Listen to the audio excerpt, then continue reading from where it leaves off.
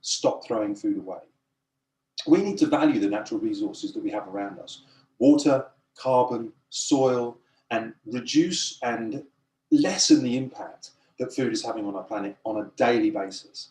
And I think perhaps, and Richard, who I'm going to introduce just now, is probably going to help us to understand that, you know, if you're not hungry, food tends to have a different impact on your life than if you've just got food all around you all the time. And I think we need to value food more for what it is, rather than just sort of saying, oh, you know, I've got too much food, I don't need to eat it. So I think we need to really get to this sort of hashtag Stop the Waste campaign from the World Food Programme. And that's what today's event is all about. So welcome. I see everyone is now joined us. I am going to start cooking a chutney, but before that, I would like to introduce, if I may, Richard. Now, Richard Reagan, hopefully I'm getting the name right, works in Bangladesh with the World Food Programme. And Richard, we had a little chat about what the impact of food, or certainly waste food, has in that region of the world. But could I invite you in, Richard, to sort of say a quick hello, introduce us to what you do a little bit, and then we can discuss what the situation in Bangladesh is around what the value of food can be considered, and what the World Food Programme does there, and what the beneficiaries benefit from. Awesome. Thanks, Arthur. Well, I'm delighted to be here with you and Anahita and be part of this whole process. I'm really excited about what you guys are going to prepare for all the participants. As you mentioned, I'm the head of the World Food Programme in Bangladesh, and the history of Bangladesh and food it's indelible. This was a place that was really born out of famine in 1971. The worst cyclone on record ripped through the country in 1970, Ebola, and killed 500,000 people at the same time. So people here, of that generation, understand food and food waste. It's part of sort of their cultural ethos. Just to give the listeners some context, I mean, there's roughly 165 to 170 million people in Bangladesh. The World Food Programme is supporting food assistance with the government to about 10 million people in the country. So it's a quite, sizable population that we deal with. What the participants today are going to see is some imagery from the refugee camps. There was 3 years ago a massive movement of Rohingya refugees that were pushed out of Myanmar, and Bangladesh really graciously opened up their doors and hosted them. In a country of 165 million people, taking another million people is really no small feat. And I think what you'll sort of you'll see today, and you'll get from the video we'll show you, is that how gracious the Bangladeshi hosts are, and how there's this sort of symbiotic relationship between the host community who provide food for the refugees, and the refugees who are really dependent upon external support for their food. Just to give you, I don't like to give a lot of statistics, but I think it's important to give one in particular to contextualize Bangladesh when we talk about food waste. There's one number that we waste about a third of what the world produces in food. In Bangladesh, that number is about 5%. So Bangladeshis are really cognizant about, using for meat products, snout to tail, and for vegetable products from root to green. So they use everything here. And I think what you'll see with what Anahita and Arthur, and then our video is going to show you, is sort of the real kind of smart use of food from the Bangladeshi concept. So thanks. I'll stop there, and I'm around and can answer any questions later on. And like I say, thank you guys for doing this. I'm really excited about it, and I'm looking forward to learning how to pickle myself. Thank you, Richard. It's a pleasure to meet you. It's always at these times that people come together and you think, God, I wish I could speak to Richard more. So hopefully we'll get a chance, Richard, to talk in the future. But thank you so much. And just, I mean, if you just stay online, maybe it's as if you're kind of in the room with us. And if I want to throw something out to you, Richard, maybe you could answer it. Happy to. Thank you so much. Right, well, what I'm going to do is I think it's probably important that I show you a recipe. I don't know if there's anyone going to be cooking along. Hopefully there will be. I've slightly adapted my recipe because I've got some quince that's fallen off the tree in the garden, and I've just very lightly peeled that. So today is going to be an apple chutney recipe with a little bit of quince. If you don't have quince, don't worry. You could maybe pop a bit of dried fig in there. But really, let's keep it simple, and you can stretch out your chutney recipe as you wish. But what I'd like to do is, as if we've got two chefs discussing food with you. This is called the chef's table, the virtual chef's table, talking about stopping food waste, but in a different way, valuing food more than just understanding its financial value. We have to understand the impact that food has on the planet. So we have to value food more. So Chef Anahita, I know that you're not cooking right now, but I do know that you've got a cupboard full of pickles. Now, while I start cooking my chutney, maybe you could pull some of your pickles out and talk me through them. I mean, do you have an apple pickle that you could share with us while I just go to work on this apple chutney? Okay, so I mean, we do have a lot of pickles, but I don't have an apple pickle. We were supposed to both make an apple pickle, but then we decided why not show you two different ingredients. So Arthur is doing an apple chutney and I am doing a tomato chutney. In Hindi, we call it as a tomato ki chutney.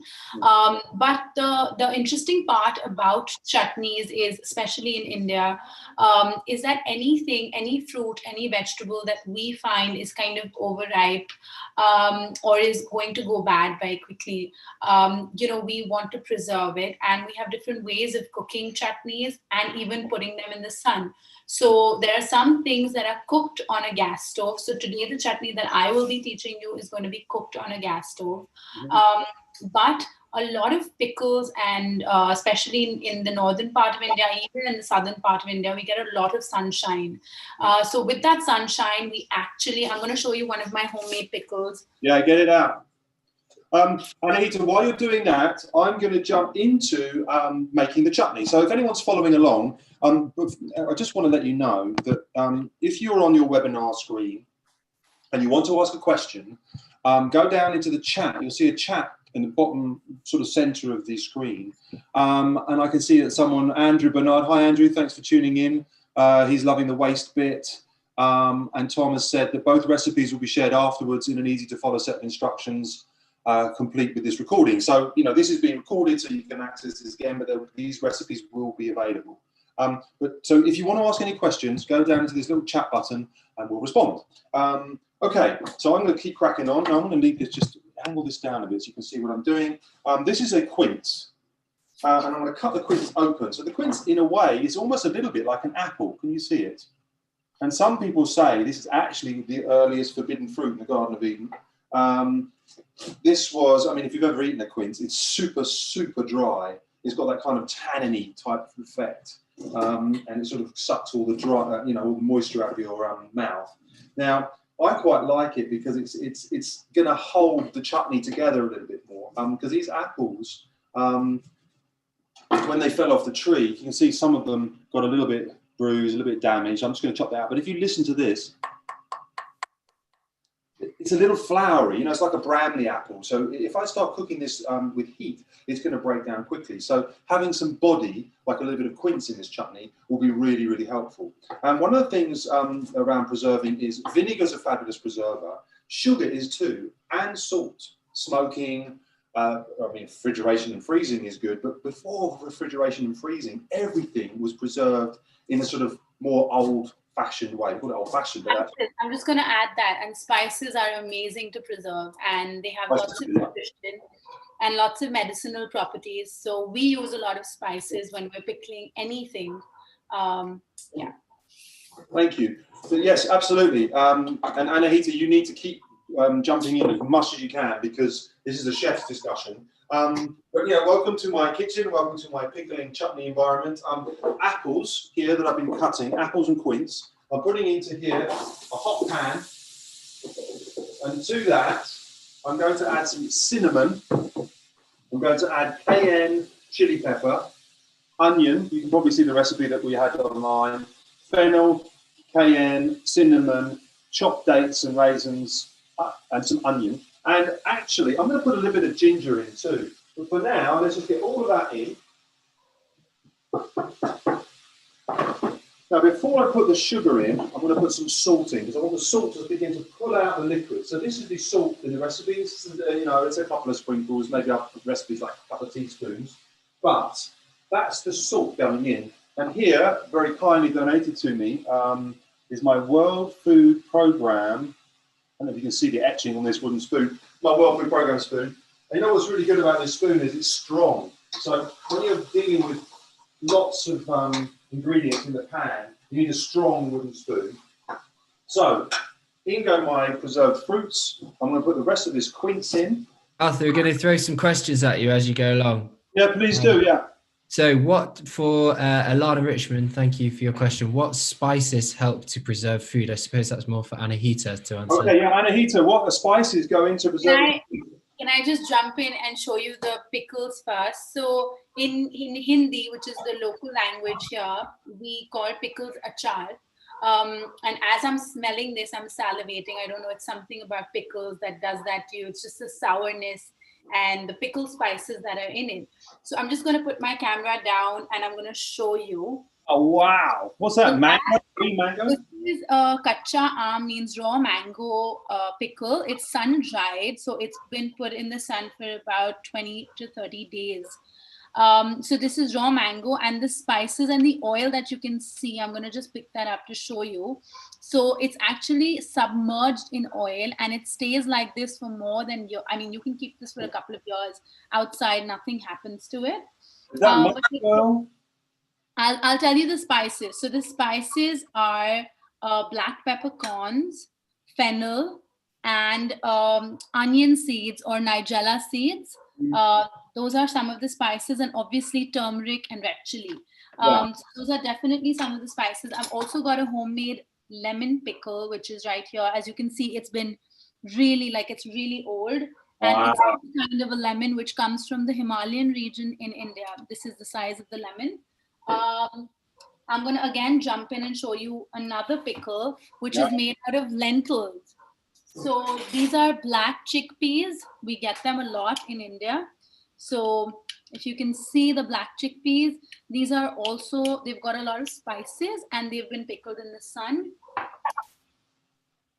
This is a green chili pickle. As you can see, this has got some green chilies. It's got some fenugreek seeds, and mostly in local oils like sesame oil and mustard oil. And this is an onion pickle. So you can see the onion as well. You can do this with green onion or red onions, any onions that you have. They look so amazing, Anita. I just need to jump in with a few points. If someone's stuck here with the apples, let me show you how to prep the apple. I can see Annie Moynihan. This is how I prep an apple, okay? Cut it down and into a quarter. You can keep the skin on. I then take just the two edges off, chop, chop, so there's no, because the thing about it is inside here can be, a little bit of detritus, a little bit of dirt from the top of the apple. I usually either have that juiced or composted. Same for the bottom bits. I just take those bits off because when you're making a pickle chutney, you really want to take away the opportunity for bacteria or anything to kind of be in the chutney that could then send it off bacterially. So then, I'm just answering Annie's question. I then take the core out, a little bit of the core, again with a V. I need to keep my screen down. You see, so I've just trimmed the apple, chop, chop, chop, chop. That's a quarter of an apple. Okay? Keep the skin on. I then cut it into an eighth, so that's split. And then I cut it into about 4 or 5 pieces. Oh, sorry, 4 or 5 times, which gives me about 10 pieces. So that is as big as the apple needs to be. And hopefully that's helping. A couple of questions to you, Anahita. Yes, I just wanted to... Do they contain salt? Yes, so all our pickles do contain salt. I wanted to show you something which is very, very important for pickling, which is this jar. I don't know if you've seen this, Arthur, but we have huge jars like this, yeah. which we put in the sun, and we pickle things in it. At home, in my kitchen, there's salt inside this. So we use Himalayan rock salt, which has been ground, and we keep the salt in it. So definitely salt is used for pickling heavily. Actually, salt, sugar, vinegar, and as I said, spices, but most importantly, a lot of oil. In my own kitchen right now, I have different kinds of oil. So this is mustard oil, and I have ghee over here, which is used. So I have different oils, and I also have peanut oil. So we use peanut oil, sesame oil, mustard oil, different oils for different pickling. And also we use a lot of leftover vegetables. So we make a mixed vegetable pickle as well, which you get all over India. And there was one more pickle which I wanted to show you. Yeah, please. Which is an eggplant pickle. So we use a big eggplant, and this is how it looks. So as you can see, all the pickles have extra oil in it, and all chutneys are more or less fresher, because I did see a question that the chutneys that we make last, I mean, not as long as pickles do. So pickles can last years, but chutneys are eaten fresh and, you know, are accompanied in meals. We've got so many questions coming in, Anahita. It's fabulous. In Indian cooking, do you have different definitions for pickles and chutneys? Is a pickle preserved for longer? Is a chutney fresher? Quick question there. Yeah, chutneys are fresher. They're made with different ingredients. I'll just give you a couple of examples. In the south of India, we use a lot of coconut. So coconut chutneys with your dosas and your South Indian food is preferred with, if you add mint into it, it becomes green. If you add chili into it, it becomes red. If you add turmeric, fresh turmeric, it becomes yellow. So there's a whole, like a rainbow when you're eating the dosa. I wish I could show you some right now. But yeah, so chutneys are very... I'm always so conscious of how deep and rich the Indian cuisines are. You know, in England, we make chutneys and pickles, not that, you know, flash. But as soon as you speak to an Indian chef and they pull out a black chickpea chutney and an aubergine chutney and a pickle, and I'm just like, ah! But let me finish off what I'm doing here, because we need to move quickly along. Everybody, if you've seen what was going on, I'll just pull this closer to you. I've not put in the sugar or vinegar yet. And sugar and vinegar is this sort of classic relationship between sweet and sour. And that kind of is helping with the preservation. It's also the fact that the jar that you're going to put your chutney in you have to make sure it's very, very clean. There's different ways of doing it. You can put it into an oven at about 50 or 60 degrees, making sure you're not putting any rubber stoppers or any plastic in. Or you just do, you know, a jar lid, or you boil your jar with hot boiling water to make sure all the bacteria, don't put your hand in, because there's bacteria all over your hand. So that the concept of trying to keep a chutney from going off is making sure that all the receptacles you're using are clean. That's important. That's very important. I mean, that's very, very important, because we do the same thing. So we put it either in an oven or we put it out in the sun. Yeah. Well, there's a quick question here from David Reeve. We have fairly easy access to vinegar, salt and sugar nowadays, but what would we have done in the past to preserve? David, there are ways of drying with wind, with smoke. Salt was actually quite an expensive commodity, but vinegar, especially in this part of the world, and I think perhaps through Europe, you'd have wine vinegar, you'd have rice vinegar, you'd have apple cider vinegar, because vinegar is a natural process and a development on from ciders or wines. So I think vinegar would have been a definite, certainly in the European area, easily accessible. Salt, maybe not. Salt was very expensive, and sugar obviously wasn't around, 500 years ago, or certainly was very expensive 500 years ago. So yeah, vinegar and, excuse me, wind drying, things like that. Sorry, you can get the cayenne peppers coming up off the chutney now. Okay, I need to move along. This is sugar, and today I've used different types of sugars. I know in the recipe I put just a golden granulated sugar, but in here I have a coconut sugar, I have a dark molasses sugar, and a little bit of golden brown sugar. So it's a kind of a mixture of all three, coconut and regular beet sugar. This is going to go in,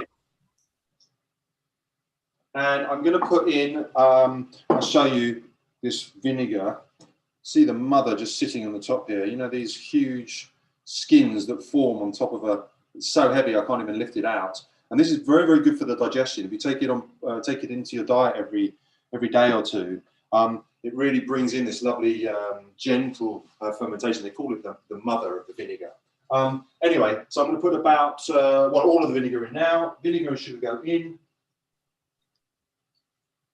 And these two are more or less going to combine and create that sort of stickiness that we're used to having inside a chutney. And this is going to cook down, and usually to the recipe I've said it's going to take about 2 hours because I want to basically reduce the liquid out to keep the sugars and the structure of the apples and the quince and the onion.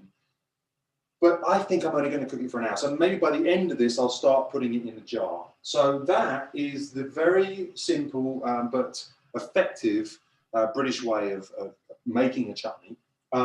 And I'm going to introduce a little bit later. I have got an apple pickled or a pickled apple recipe, which we'll share with you too. But I'll send that out to Anahita at the end to see what she thinks.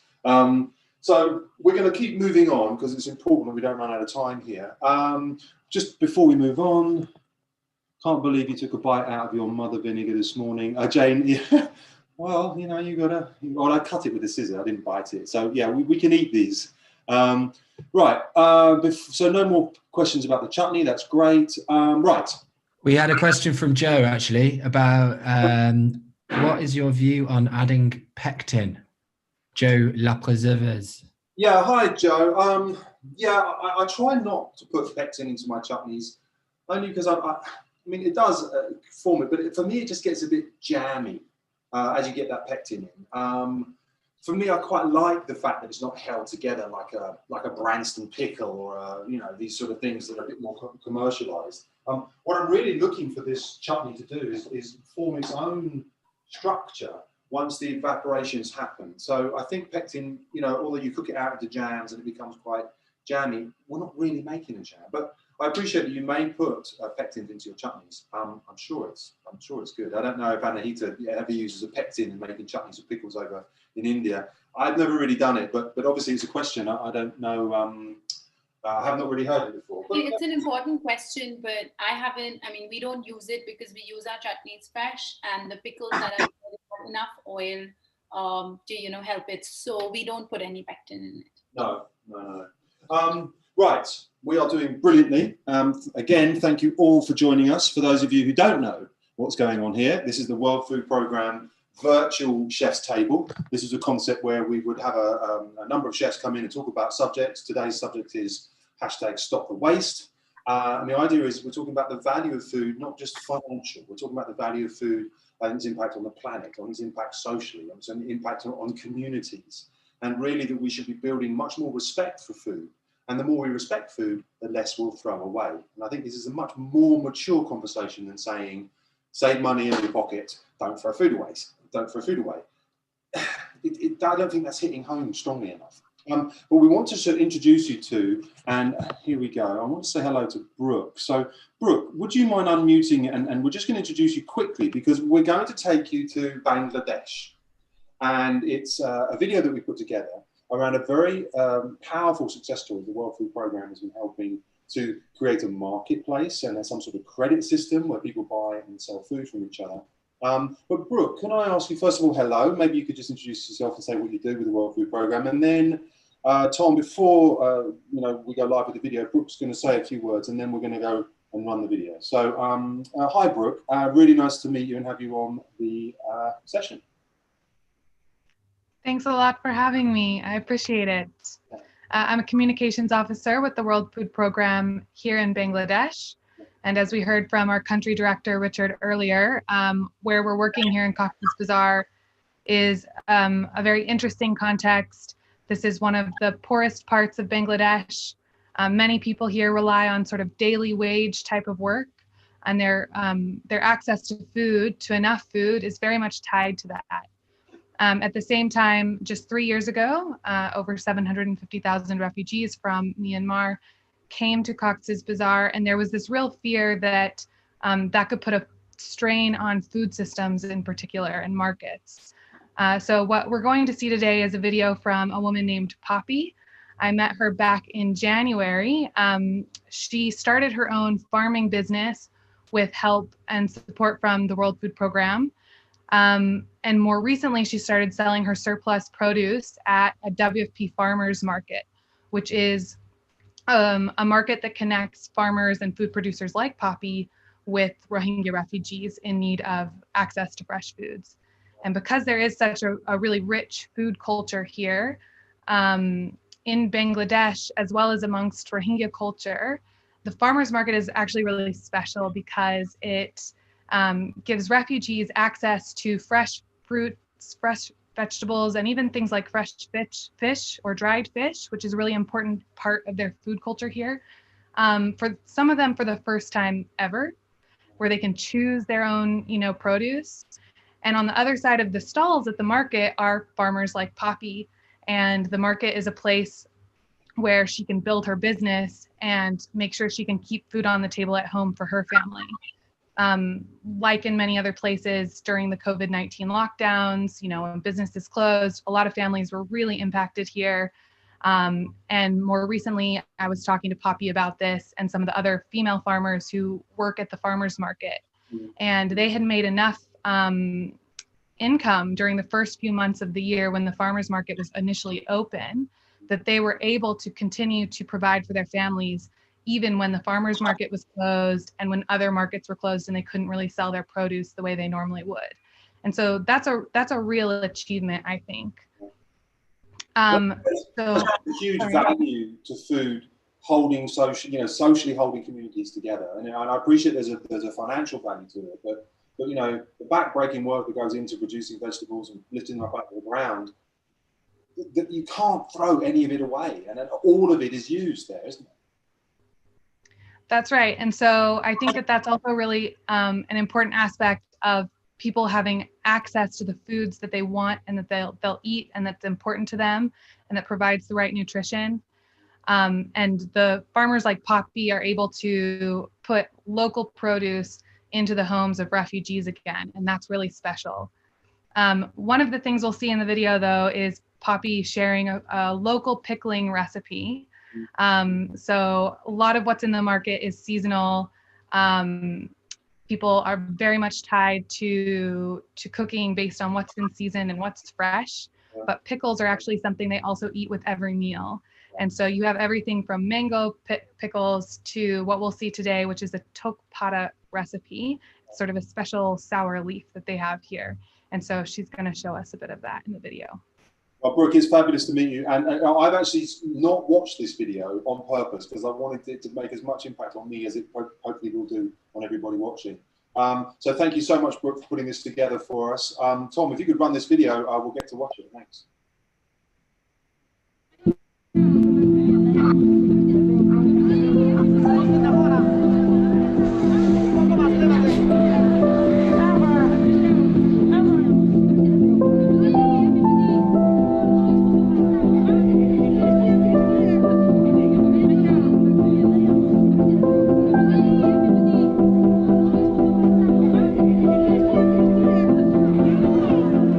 This is a farmer's market in Cox's Bazar, Bangladesh, where local farmers sell fresh produce to Rohingya refugees.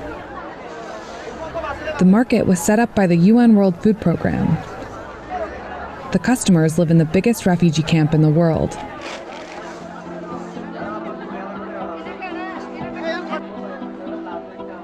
The idea behind the market is to make sure Rohingya refugees in Bangladesh can get fresh produce to supplement their traditional rations like rice and lentils, giving them more choice and boosting nutrition.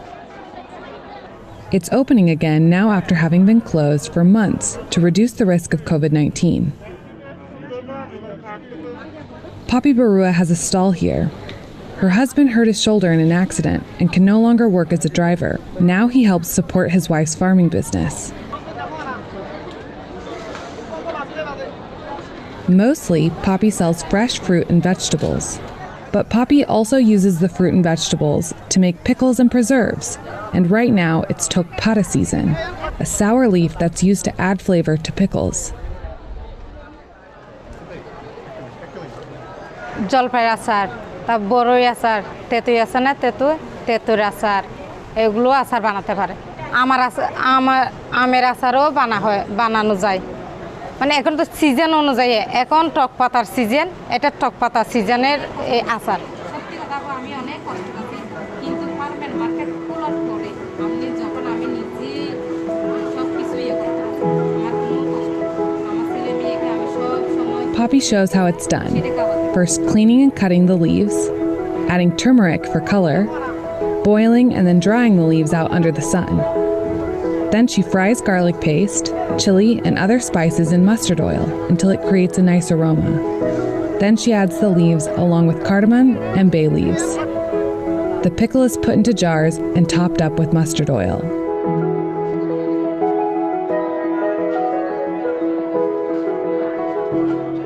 এতে বলতেছি যে এই আচারটা বানাইছি এইটা এক বছর যাবত এই রকম থেকে যাবে There are 6 seasons a year in Bangladesh, each associated with different fruits and vegetables. Pickles add great flavor to a main dish, but they also enable people to make seasonal foods last longer. Poppy uses both the leaves and the flowers from the tokpata plant. There's no question of food waste here. Both are used, both are valuable.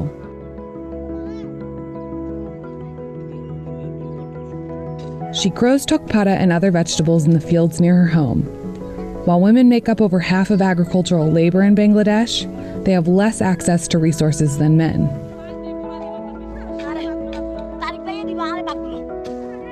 Poppy is one of around 20,000 women who receive training and a grant from the World Food Program to start their own businesses and become breadwinners for their families. The program is funded by the UK government and others. The farmers market connects Poppy and other female farmers with a new way to sell their produce and grow their businesses.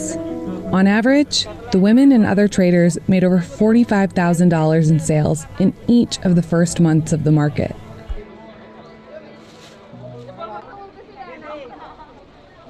আমরা দুইজনে এখন নিজেই খেতি করি নিজে তুলি নিজে ওখানে নিয়ে বিক্রি করি ইয়ে নিজে আমরা যদি নিজে উৎপাদন করি এটা আমরাও নিজেও খেতে পারি আমার বাচ্চাদেরকেও খেতে পারি এটা আমরা সরাসরি পুষ্টিক মাত্রা আমরা পাচ্ছি এবং মানুষদের Poppy says her life has changed since she began selling her produce at the farmers market. Her family no longer struggles to make ends meet, and her pickles always put a smile on her face.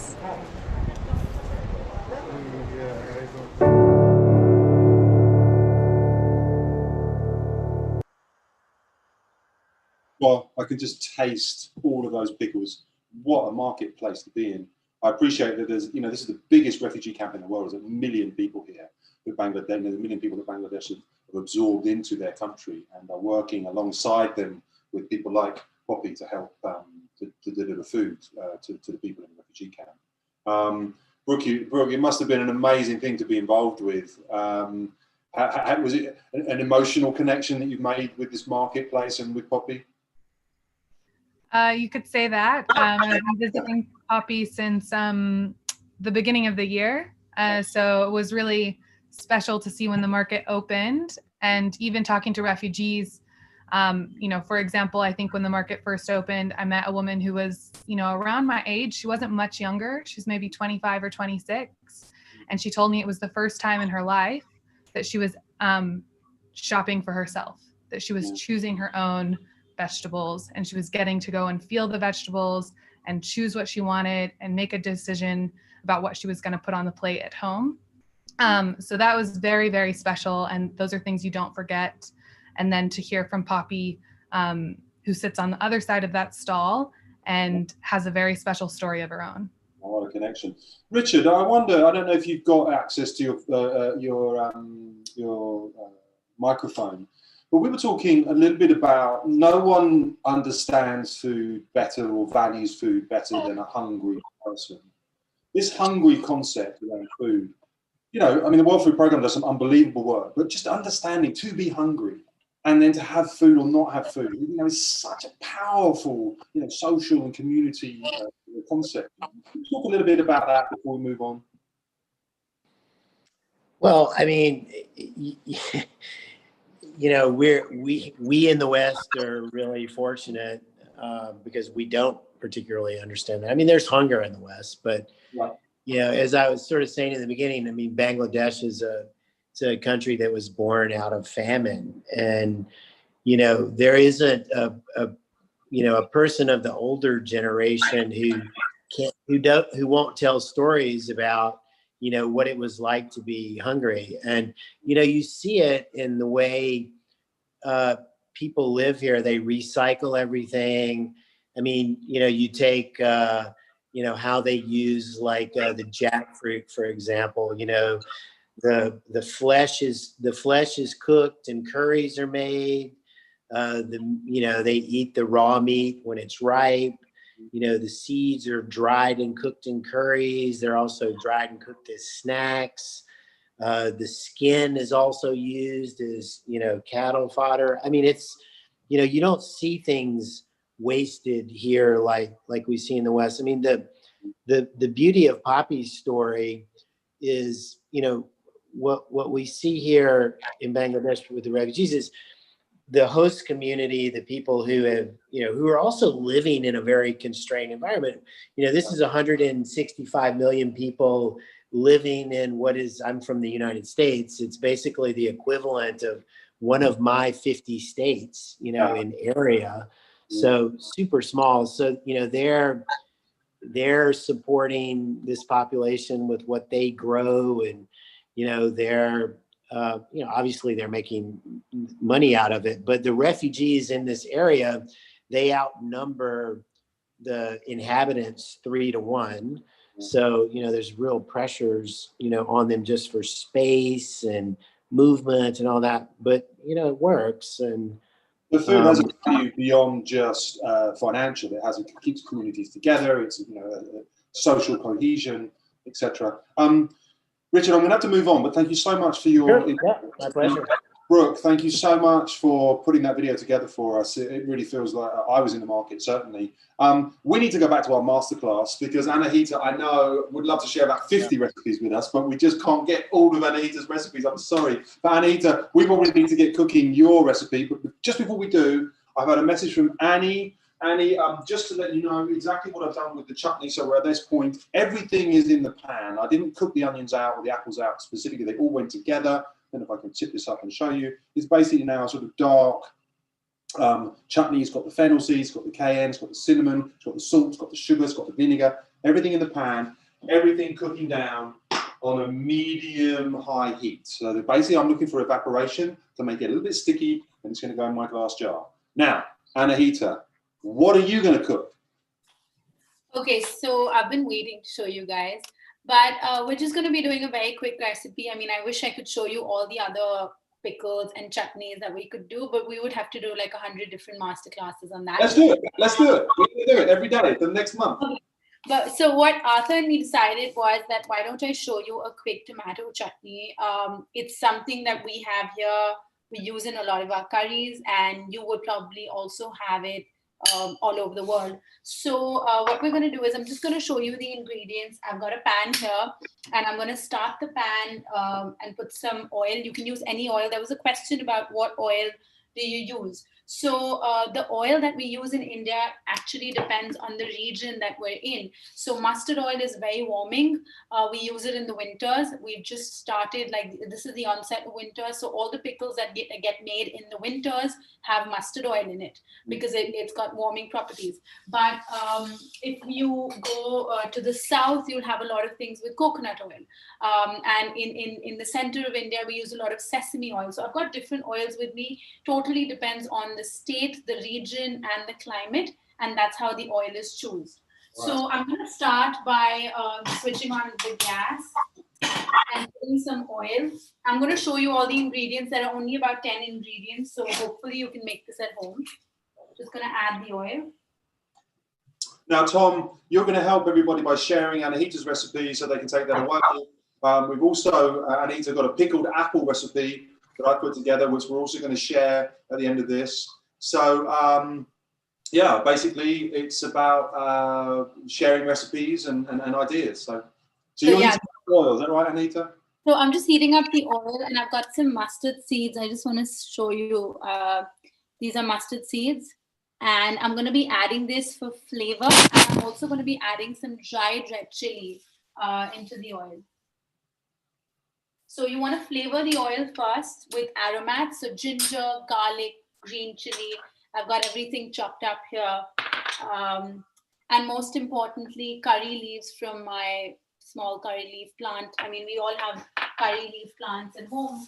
So these are some dried red chilies. I'm just going to show them to you in the camera. So these are going to go in. And so the idea of making a tomato chutney is you've got a glut of tomatoes, just like I've got a glut of apples. So, I mean, you know, in this part of the UK, I've got apples, but you've probably got an excess of tomatoes growing there. Is that right? Okay, so that's the sound that you want. You want that to be tempering. And that's when you add the garlic, ginger, and lots of green chilies for us. Mm.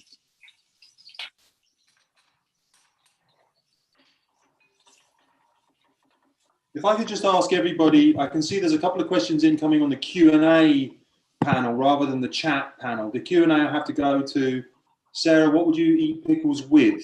There's a question, Anahita, what would you eat pickles with? Anahita, what do you eat pickles with in India? We eat pickles with everything every meal we can eat pickles. So a simple dish like rice and lentils with a pickle or a chutney, like for example, if I'm using the eggplant chutney or pickle, it just adds more flavor. It also adds a little bit of nutrition and you get some vegetables. Very frugal actually, if you think about it, but it's got a lot of flavor. So even mango pickle is something that we eat with flatbreads. I think Arthur and me did a session, I think 3-4 months back, where we made parathas and rotis. So with our normal everyday vegetable and bread, we eat pickles. Okay, so you can eat pickles with everything, even with your cereal. No. Please don't put the mango pickle on your cereal. I want to show you this because this is an important stage. So you want to cook everything. I don't know if you can see. Yeah. Question here, Manahita from Katarina. Hi, Katarina. Did you put the whole dry chili in, stalk included? Yes. Okay. Yes, I did. Mm-hmm. So once you've got that color in, we're going to be adding our tomatoes. You want to make sure that you've cooked out your ginger, green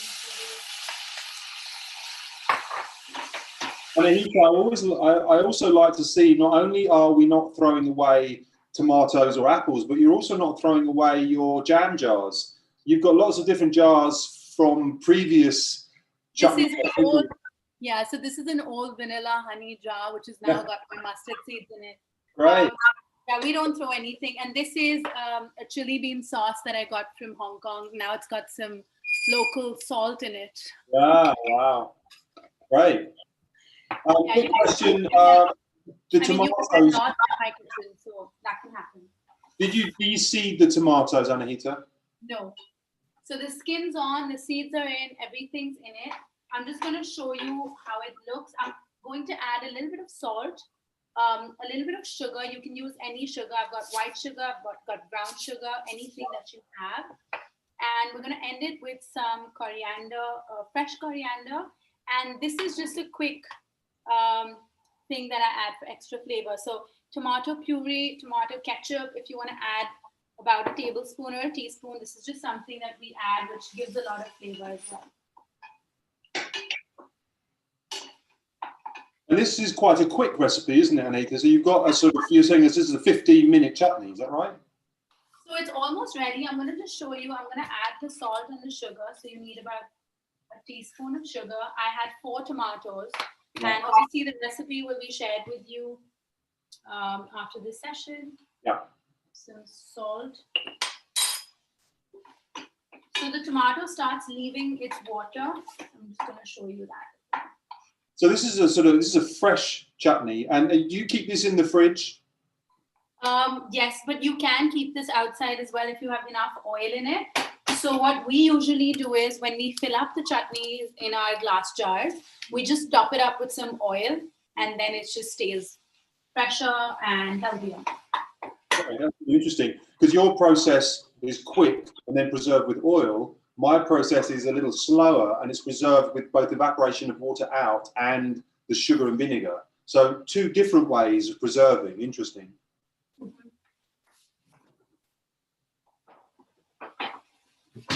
Just giving it a bit of.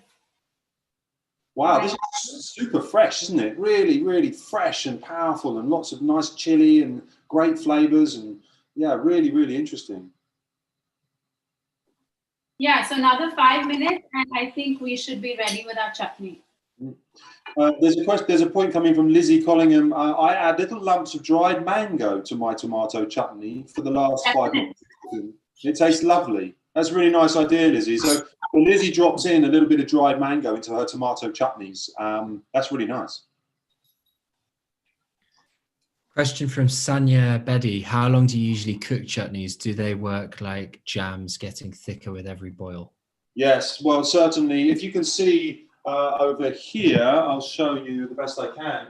There's been evaporation already in the full 30 minutes I've been cooking this. So see, all the liquid is almost gone, right? So the longer you cook it out, the less water is going to be in there. And water is actually the chef's enemy, as is oxygen. The 2 things that we need to live, water and oxygen, actually begin to attack and turn things rotten or off, as they call it.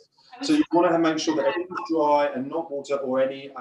So the more water you pull out of the apples at this stage, the easier and longer it will preserve. But Anahita's system, Anahita, you putting oil in, and the oil takes away the oxygen and the capacity for oxygen and water to work together to begin to create a bacterial rottenness in the jar. Yeah, so even with this chutney, the tomato chutney that I'm making, you will see when you add the tomatoes to your aromats, your ginger, your garlic, your green chili and spices, you will see that your tomato automatically starts losing water. You want to make sure that you evaporate that water, because that water will make your chutney go bad quicker. So that's exactly what Arthur said. We do the same method. For a longer preservation, you want to make sure that you eliminate the water content in whatever fruit or vegetable you might be using.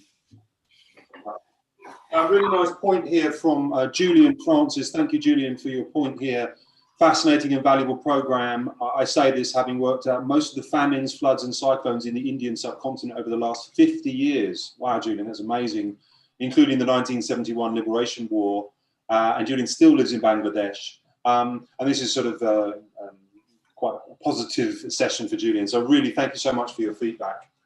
Brooke, are you seeing anything in our recipes that you saw in the marketplaces or in what Poppy was doing, or are you seeing completely different? Definitely the mustard oil seems to be very common that Anahita is using. That was a big part of Poppy's recipe, and from what I understand is used in a lot of the pickles here when they preserve it. Mm-hmm. Richard, have you got a favorite pickle or chutney after having lived in Bangladesh for a while?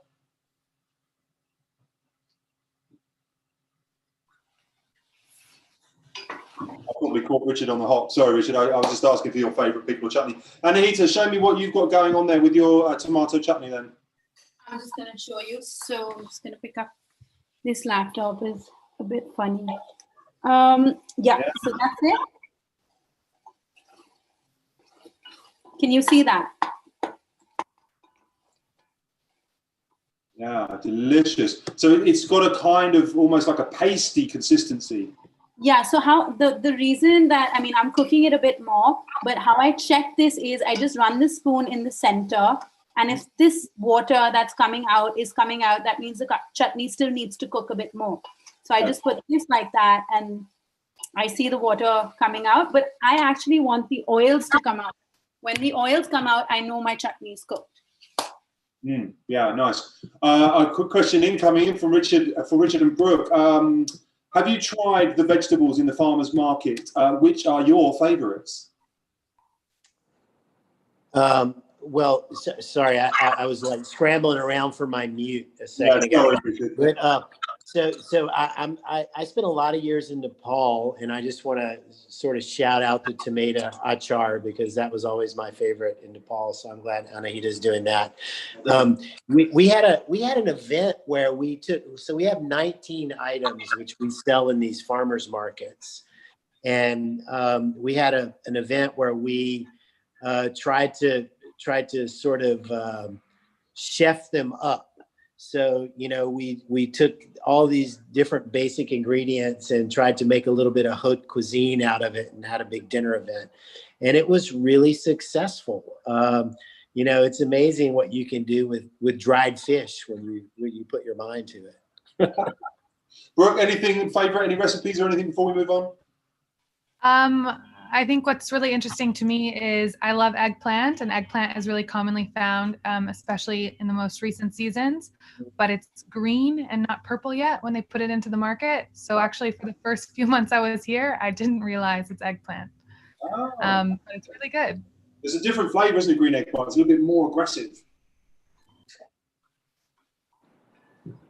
Not quite mature. Okay, Anahita, we need to see your chutney because we are coming to the end of our unbelievable pickle and preserving session. What have we got, Anahita? So I'm just, I mean, my chutney is almost ready. Yeah. And I'm going to be adding some fresh coriander to the chutney to give it some color. Nice. And I have an old jar which has cinnamon cookies written on it, and I'm using it. So there's one more thing that I want to share. I'm going to show you the chutney, but when I bottle it, and if any of you are going to bottle your chutneys, make sure you've cooled down your chutney. Please don't bottle it and lid it up, because that is going to make it get spoiled much quicker. So make sure you cool it down and then you put it into your jar and then you can keep it. Yeah.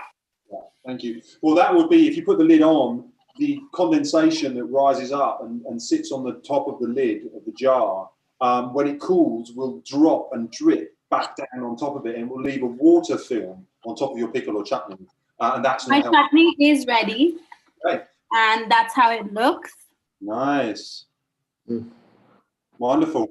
Well, I'm going to compare mine to yours, see if I can get this angle on my, let's get rid of my food waste container. Similar to you, Anahita, I'm cooking out mine so I can't see the water break. Same as yours, really nice tip. There's still a little bit more water in here, and I get this cayenne and ginger, and I can really get the apple smell. The vinegar's really kicking off on this. Now, I'm going to let this cool down, just like you're saying, Anahita, and I'm going to put it into a big chutney jar. And this is going to go with, you know, because we're in Somerset, it's going to go with my Somerset cheddar and a little bit of locally made bread. So, you know, typical bread, cheese, pickle is like a, you know, a sort of shepherd's delight. With chutney, I mean, if you're going to be making this in the UK or anywhere in the world, if you make this tomato chutney, you can spread it on bread. You can have it with toast. You can, I mean, have it multiple ways with crackers and cheese as well. It's flavorful. It's absolutely delicious.